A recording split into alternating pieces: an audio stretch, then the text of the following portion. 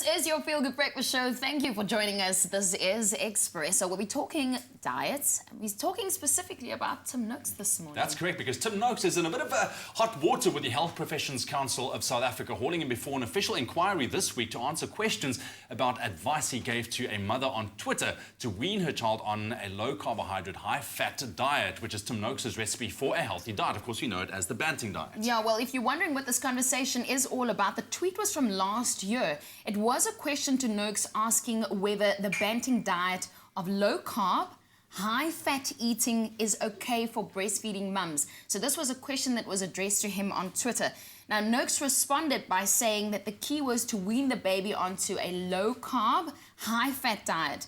The complaint was then launched to the Association of Dietetics in South Africa, and it relates to a charge of unprofessional conduct by giving advice to a mother on Twitter. Now, with us in studio to clear this up, hopefully, we have our professionals with us. That's it. Kelly Schroeder, registered dietitian and private chef as well, to give us her insight. Kelly, thank you so much for joining us. Nice to have you back on the show. Nice to be here, thank you. So this caused a lot of talk. I mean, it's been going on. This tweet has gone out at the beginning of the year. It's put into front of an official inquiry today. But what we want to ask you is, what are your thoughts? I mean, on this matter, do you think it is healthy to wean your child on a low-carb, high-fat diet?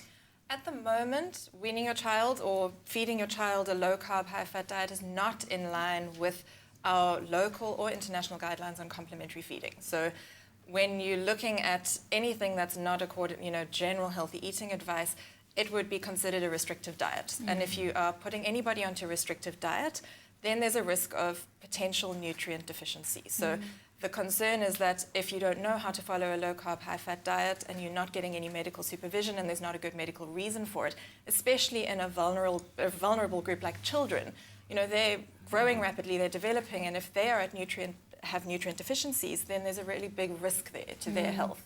So at the moment, no, it's not a good recommendation for children. Especially if we are responsible for them.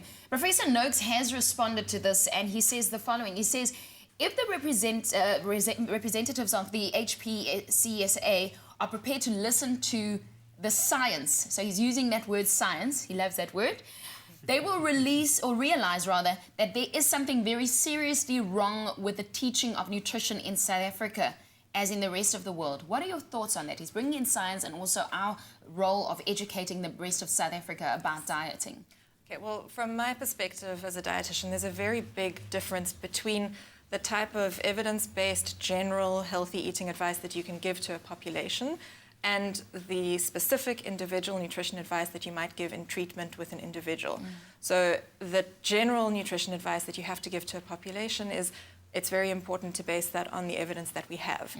The concern with the low-carb, high-fat diet is that we don't have evidence released yet about the long-term effects of this diet. So for us to give really safe, ethical, good guidelines to the general public about it, we don't have the tools to do that yet. If somebody needs to deviate from the current health messages that are out there, the World Health Organization and UNICEF, they provide sort of normative advice to our Department of Health and to the Association for Dietetics. And the guidelines that we have about complementary feeding are currently evidence-based and they're currently safe. And we can give that advice without feeling like we're giving unsafe, dangerous advice to people. So as a dietitian, we have an ethical responsibility to give people that advice that really feels safe. And we feel like we're doing that with the current guidelines. We don't feel like we can do that with a low-carb, high-fat diet at the moment. And I think you answered our last question. I basically wanted to ask you if there's a middle ground. What is our approach? And you just answered it for us, that moderation answer. There is a guideline out there that we can follow that is safe and proven. So that's what we should do even as mothers, Exactly. So just to briefly what the guidelines are at the moment is you should be trying, if possible, to exclusively breastfeed for up to 6 months. And then you can start to introduce what we call complementary foods, which are small amounts of nutrient-dense, high-quality foods that will help to meet the child's requirements. And that can be anything from vegetables to fruit to whole grains to meat, poultry, fish, legumes, nuts, seeds, and then dairy as the child gets older as well. So it is all foods. There's no restriction there. Thank you, Kelly. Wow. Yeah, this is there's a lot to talk about for sure. But I mean, for the final the verdict, we still have to wait for the Health Professions Council of South Africa to deliver their findings. But in the meantime, is the Banting diet working for you, or has it been a complete disaster? You can connect with us on Facebook. Let us know. Expresso Morning Show SABC3 with the hashtag Expresso Show.